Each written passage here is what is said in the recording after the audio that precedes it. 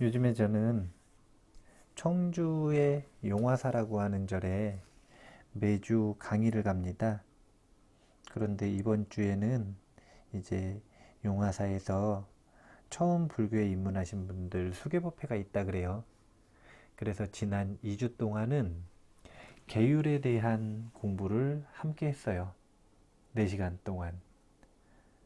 그런데 계율에 대한 공부를 쭉 하다가 보니까 많은 사람들이 가지고 있는 오해가 하나 있더라고요.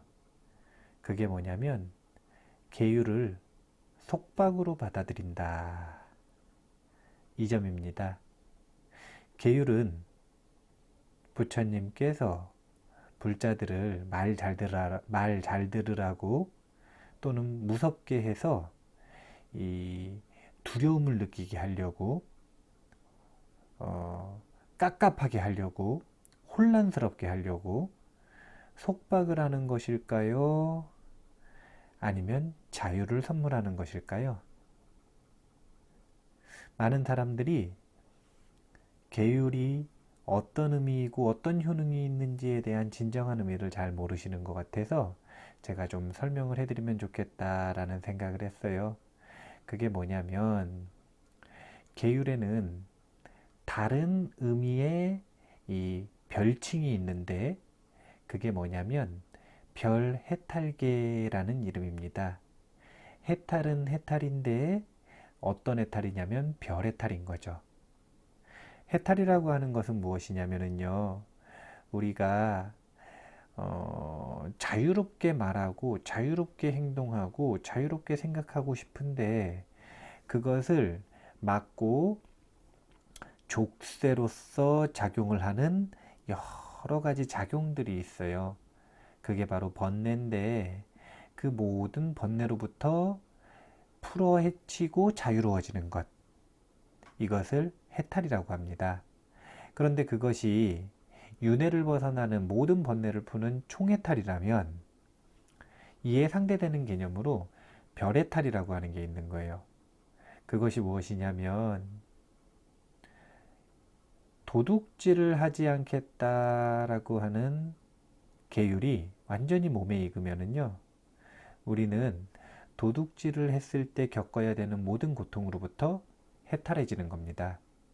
즉, 다른 항목은 모르겠다 이거예요. 도둑질 말고 뭐 살생이라든지 거짓말이라든지 이런 부분은 아직 무르익지 않았으면 그것으로부터 생기는 고통은 있을 수 있지만 도둑질은 완성했기 때문에 도둑질 하지 않는 것은 이미 완성했기 때문에 도둑질 함으로써 생기는 모든 고통으로부터는 해탈할 수 있다?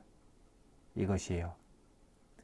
계율의 다른 이름이 별해탈계인 것은 부처님께서 우리에게 계율을 주시고 계율을 지키도록 권장하신 것은 속박을 위해서가 아니라 해탈, 즉 자유를 위해서 우리를 지도해 주신 것입니다. 우리가 속박이라고 느끼는 이유는요, 굉장히 간단해요. 뭐 때문이냐면 잘 몰라서 그래요. 어떤 계율을 지켜야 되는지를 정확하게 모르고, 두 번째는 그 계율을 어겼을 때, 범했을 때 자기가 범한지 범하지 않은 것인지를 정확히 구분하지 못하고, 세 번째는 만약에 그래서 범했다면 어떻게 그 허물을 청정하게 만드는 참회를 해야 되는지 그 방법을 모르는 거예요. 심지어는 어떤 분들은 계율을 어기면 지옥 가는 죄가 생기는 줄 아시는 분들이 있어요. 그래서 부처님께서 그 죄 때문에 벌을 준다 이렇게 생각하시는 분들이 있어요. 근데 이것은 지극히 서양적인 종교관이고요. 불교에서는 어떤 특정한 죄와 그것을 벌하는 사람이 없습니다. 벌하는 존재가 없어요. 그러면 계율을 어기는 것은 죄가 아니라 무엇인가? 허물이라는 거예요, 허물. 허물이라는 게 뭐냐면 계율을 범하면 불자로서 법당에 갔을 때나 친구들을 만났을 때나 도반을 만났을 때나 어떤 순간에 스스로 당당하지가 못한 거예요. 마음이 무겁고 어깨가 무거운 거죠. 왜냐하면 자기가 도덕성을 어겼기 때문에, 약속을 지키지 않았기 때문에. 이것이 바로 마음에 허물이 있는 건데, 그런 허물이 있는 상태에서는 마음이 괴롭습니다. 그렇기 때문에 우리는 벌을 받는 게 아니라 허물이 있어서 그냥 고통스러운 거예요. 부처님께서는 그 허물을 누가 제거할 수 있다라고 얘기하셨냐면, 스스로 제거할 수 있다. 스스로 그 허물을 청정하게 할 수 있다라고 분명히 알려주셨어요.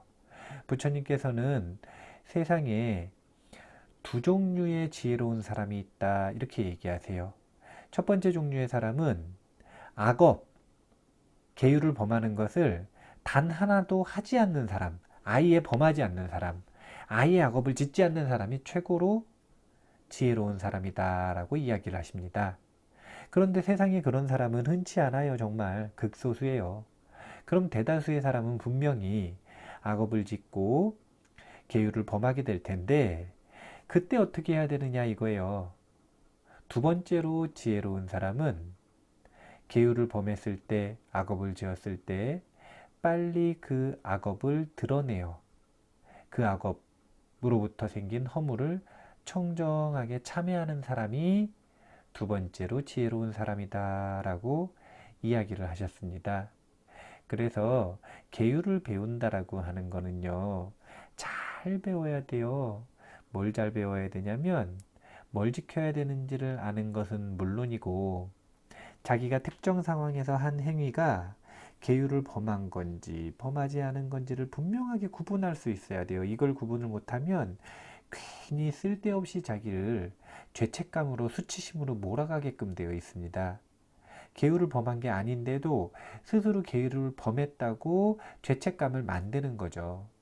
부처님께서는 무엇이 계율을 범한 것이다 라고 하는 명확한 판례를 제시해 주셨단 말이에요.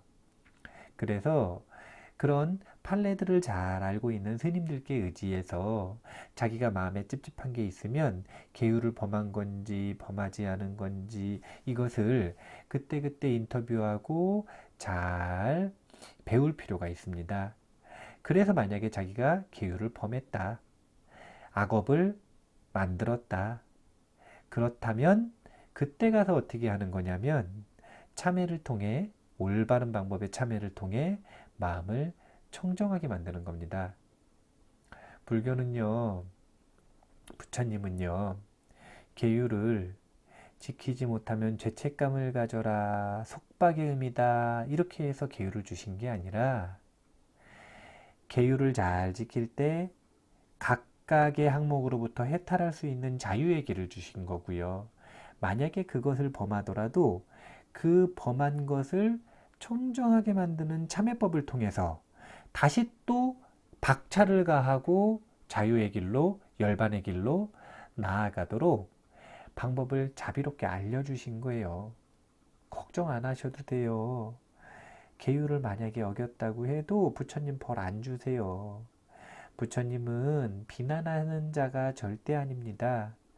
부처님은 열반으로 나아갈 수 있도록 이 마음이 열반의 길에서 벗어나면 혼염해 주시고, 열반의 길이 이런 길이다 라고 부촉해 주시는 분이지, 뭘 못한다고 비난하시는 분이 절대 아니에요.